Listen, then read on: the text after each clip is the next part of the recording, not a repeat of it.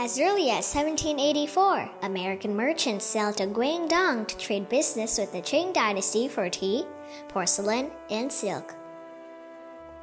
Asa Whitney, a successful dry goods merchant from Connecticut, had a brisk business in China. While he suffered from the sailing trip to China in 1842, which took him 153 days to Guangdong, a record slowness for the year. On his way back to the United States in 1844, he began devising a plan to build a railroad across the United States. Before the first Transcontinental Railroad was completed in 1869, traveling from New York to San Francisco took 3 to 6 months by stagecoach crossing the Sierra Nevada mountains. Alternatively, it took about half a year by sailing around Cape Horn in South America, or 6 to 9 months via the jungle of Panama. In the spring of 1846, the Donner Reed Party set out from the eastern United States. The migrants reached the Sierra Nevada but became trapped by an early, heavy snowfall. Nearly half of the members lost their lives during the trip. They named the place Donner Summit. In 1848, news of the discovery of gold in San Francisco quickly got out and spread. While most newly arrived were Americans, the gold rush attracted thousands from Europe, Latin America, and China. From 1850 to 1860, there were already 60,000 Chinese immigrants living in San Francisco. They opened laundries and grocery stores locally. In 1860, Chen Ji-he, a 16-year-old boy, came from Taishan, China to the United States. Later, he worked as a labor contractor in a railway engineer's family in Seattle. The engineer's wife taught him English, and the engineer sent him to study in a railway night school. Theodore Dehoney Judah was born in Connecticut. He attended Rensselaer Institute for a term and developed a passion for engineering and railroads at a young age. In the late 1850s, he headed to the Sierra Nevada to survey the terrain. And all the time, Judah was preoccupied with dreams of a more significant project, building a great Pacific Railroad. His enthusiasm earned him the nickname Crazy Judah. In 1859, presidential candidate Abraham Lincoln met the railroad engineer Grenville Mellon Dodge in Council Bluffs, Iowa. His first words were, "Dodge, what's the best route for a Pacific Railroad to the west?" The Central Pacific Railroad, CP, was a rail company incorporated in 1861 by a group of California merchants known later as the Big Four: Collis P. Huntington, Leland Stanford, Mark Hopkins, and Charles Crocker. And Theodore Dehoney Judah, age 35, was the chief engineer. On January 8, 1863, then-Governor Leland Stanford officially broke ground in Sacramento to begin constructing the Central Pacific Railroad. In October 1863, Judah set sail for New York to find financial backers. While at the port in Panama, he became seriously ill. Judah died of yellow fever in November 1863 at age 37. Irish laborers who worked for CP spent 2 years building 43 miles of railroad, only to be so intimidated by Bloomer's Cliffs that they left the site in droves. A panoramic view of the Sierra Nevada mountains. Workforce shortage at Sierra Nevada construction site. In February 1865, the Central Pacific decided to try a new labor pool. Charles Crocker, chief of construction, persuaded his company to employ Chinese immigrants, arguing that the people who built the Great Wall of China and invented gunpowder could certainly build a railroad. 50 Chinese workers were recruited to Bloomer Ridge. With wheelbarrows, picks, shovels, and black powder, they spent half a year completing the grade and tracks through the Bloomer Cut, which was considered a great engineering feat and hailed as the eighth wonder of the world. CP recruited laborers from China. The monthly salary of $26 to $31 attracted a large number of young Cantonese adults. It was the end of the Qing dynasty. Millions of people lost their lives due to rebellions, wars, and natural disasters. The average individual income was $1 silver per month. To survive, the young adults took the boat from Hong Kong and embarked on a journey away from their homeland. No one would have ever known that the wave of goodbye might be goodbye forever. In the summer of 1865, the first group of 2,000 Chinese workers arrived in San Francisco. In the following 4 years, about 12,000 Chinese workers successively participated in the construction of the railway.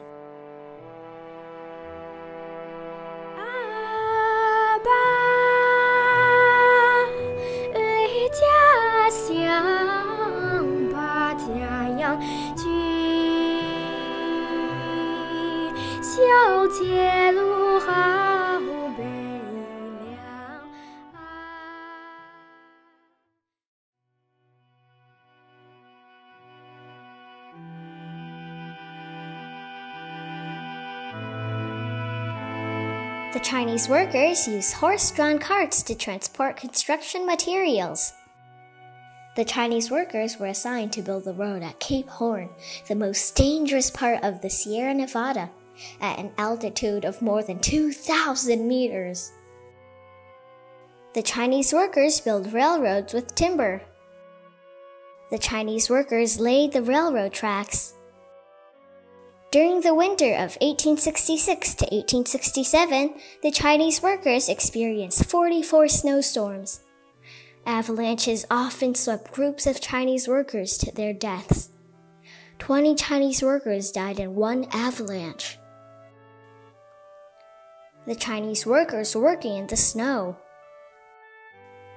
The Chinese workers used their farming experience and technology to design snow-proof projects.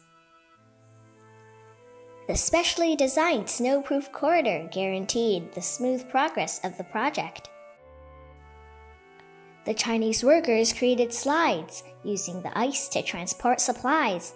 The extreme weather ironically improved the progress of road construction. The operational process of the Chinese workers cutting out a tunnel in the cliff. The Chinese workers excavated 15 tunnels in the Sierra Nevada mountains. The Chinese workers excavated the most brutal attempt, Tunnel 6 on the Donner Summit. Tunnel 8 was nearing completion. Fort Point cut in the mountains. Dangerous blasting. A Chinese worker fell off a cliff during an operation. Many white laborers also died in the explosions. Dice with death. Chinese workers served tea at the entrance of the work-in-progress Tunnel 8. The pine tree in the Sierra Nevada mountains from 152 years ago. Tunnel 8 was finally opened. Tunnel 6 was opened. As the constructors, Chinese workers are proudly standing by the train in front of the tunnel. The Chinese workers had opened 15 tunnels at high elevations through the Sierra Nevada. Chinese workers accomplished the unparalleled Winnemucca Railway. Chen came to the Winnemucca Tunnel and was promoted to assistant engineer. When a Chinese workers' camp was attacked, he immediately reported it to Congress and received compensation. In June 1867, thousands of Chinese railroad workers staged the era's largest labor strike to demand equal pay to white laborers, shorter workdays, and better conditions. The head of the project, Charles Crocker, spoke with representatives of the Chinese workers. As a result, CP agreed to reduce the daily working hours to 8 hours. The Chinese workers resumed their work. The Chinese workers paved roads in the desert. The Chinese workers worked in the desolation. The Chinese workers constructed the roads in the Great Basin. During the plague, the superintendent's wife, Hannah Strobridge, delivered water to the Chinese workers' camp. Hannah contracted the plague and was taken care of by white women. She also adopted 3 orphans of white laborers. In the Chinese workers' camp, workers burned ancestor money for the deceased. In the spring of 1869, both CP and the United Pacific UP entered Utah. UP claimed the world record of 8.5 miles of track laying per day and bet $10,000 to compete with CP. The Chinese workers accepted the challenge. White laborers in UP were in the best position with all advantages. The confident but humble CP Chinese workers. It's a 12-hour track-laying race, and in the end, CP laid 10 miles and won the competition. This is the commemorative plaque of the race on April 28, 1869.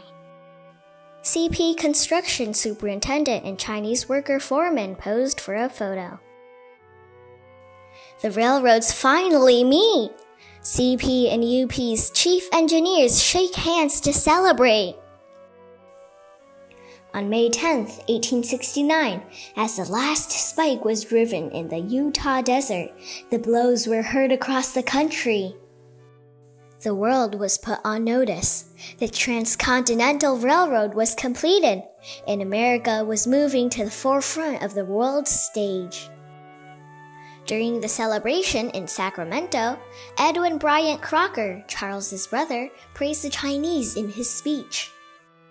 I wish to call to your minds that the early completion of this railroad we have built has been a large measure due to that poor, despised class of laborers called the Chinese, to the fidelity and industry they have shown. During the celebration at Promontory, James Harvey Strobridge invited 8 Chinese workers to dine at his boarding car. When they entered, all the guests and officers present cheered them as the chosen representatives of the race, a tribute they well deserved. The first Transcontinental Railroad opened to traffic. In 1869, it took only 7 days to travel from New York to San Francisco by train. It used to take 180 days.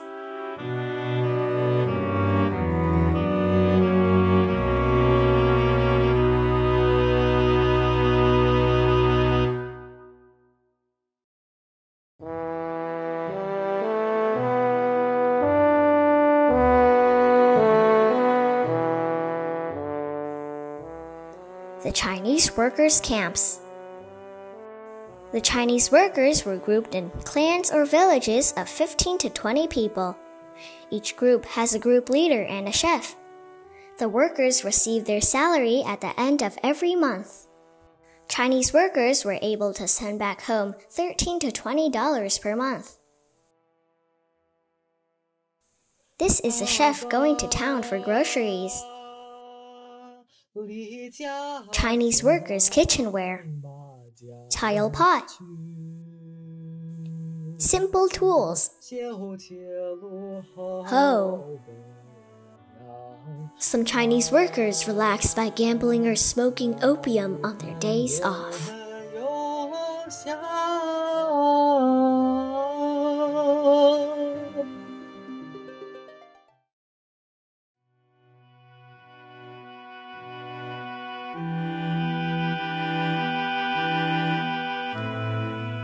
In the 20 years after the completion of the Transcontinental Railroad, Chinese workers participated in over 70 railroads in the United States. This picture shows a Chinese grocery store along a railroad. In the summer of 1869, 30,000 Chinese workers were brought to the south to replace the black slaves in the cotton fields. In June 1870, UP hired a group of Chinese road workers. In 1870, 250 Chinese workers built roads in Texas. In September 1870, 150 Chinese workers came to the East Coast to build a railroad between New Jersey and New York. 300 Chinese workers came to Belleville Township, New Jersey in 1870 and worked in a steam laundry. In February 1871, they had the first ever celebration of the Chinese New Year. This was the Chinese Workers' Band performing during the New Year celebration. The white laborers believed that the Chinese workers were taking away their jobs. Animosity toward the Chinese and other foreigners increased.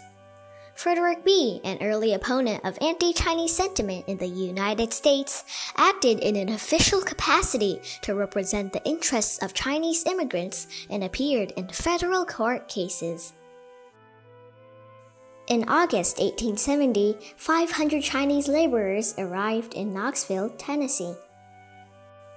With the post-Civil War economy declining by the 1870s, anti-Chinese animosity became politicized by labor leader Dennis Kearney and his Working Man's Party. By 1878, Kearney used the Sandlot Forum to give frequent and violent speeches against Chinese immigrants. In 1879, Wang Chin-fu, a Chinese-American activist, went up repeatedly against Dennis Kearney, heckling him and at one point challenging him to a duel and giving Kearney a choice of weapon: chopsticks, Irish potatoes, or Krupp guns. In 1879, 6,000 Chinese workers worked in the Texas and Pacific Railway. In 1880, a group of Chinese workers participated in the construction of the Canadian Pacific Railway. The company recruited a large number of Chinese workers from Guangdong. In May 1881, 3,000 Chinese laborers worked for the construction of the Southern Pacific Railroad.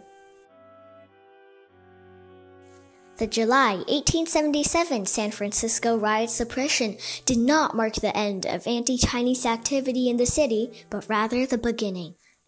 On May 6, 1882, President Chester Alan Arthur acceded to the compromise measure and signed the Chinese Exclusion Act into law. Li Yanfu, who studied abroad in the United States at a very young age and graduated from Yale University, dedicated his life to fighting for equal rights for Chinese Americans. In June 1901, Dean Lung, a Chinese servant, donated $12,000 to Columbia University as a contribution to fund for Chinese learning. La Xingqi, a descendant of Chinese workers born in California in 1896, was a World War I recipient of the United States Army's Distinguished Service Cross and France's Croix de Guerre for extraordinary heroism in combat, the first Chinese American to receive these honors.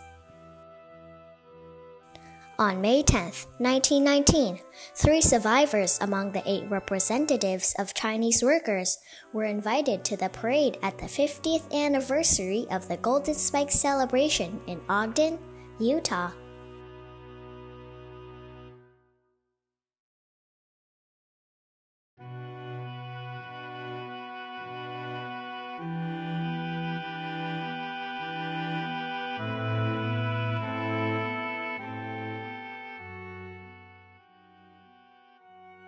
South of San Jose, California, once a gathering place for Chinese workers, has now become Santa Cruz downtown. In 1996, the remains of 13 Chinese workers were discovered in the town of Carlin, Nevada.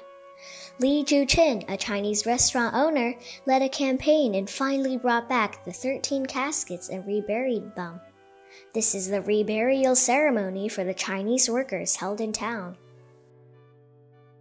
In August 2018, 6 white youths from Reno, Nevada, inspired by the contributions of the Chinese workers, held a small memorial concert at Donner Pass Summit Tunnel.